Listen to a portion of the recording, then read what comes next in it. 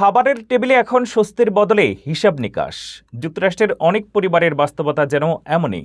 Snap সহায়তা কমে যাওয়ার পর বাজার করা, বিল পরিশোধ আর সন্তানদের খাবার জোগাড় সবকিছু সামলাতে হিমশিম খাচ্ছেন নিম্ন আয়ের পরিবারগুলো। এর প্রভাব পড়ছে শিশুদের মনেও। কেন এমন পরিস্থিতি তৈরি হলো আর সামনে কি অপেক্ষা করছে, থাকছে বিস্তারিত রিপোর্টে। যুক্তরাষ্ট্রের স্ন্যাপ বা ফুড স্ট্যাম্পের সুবিধা কমে যাওয়ার পর খাবারের খরচ চালানো নিয়ে দুশ্চিন্তায় পড়েছে বহু পরিবার। আর এই সংকটের প্রভাব এখন শুধু বড়দের মধ্যে সীমাবদ্ধ নেই, উদ্বেগে পড়ছে শিশুরাও।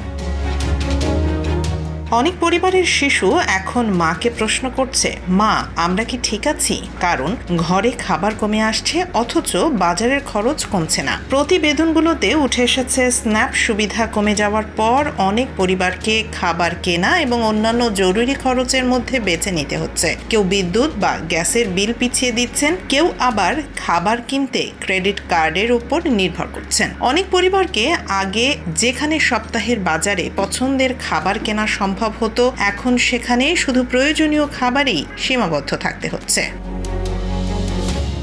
সবচেয়ে বেশি উদ্বেগ তৈরি হয়েছে শিশুদের নিয়ে। পরিবারের আর্থিক সংকট বুঝতে না পারলেও তারা টের পাচ্ছে আগের মতো খাবার কেনা যাচ্ছে না। কেউ খালি ফ্রিজ দেখে প্রশ্ন করছে, আবার কেউ প্রিয় সিরিয়াল বা নাস্তা না পাওয়ার হতাশা প্রকাশ করছে।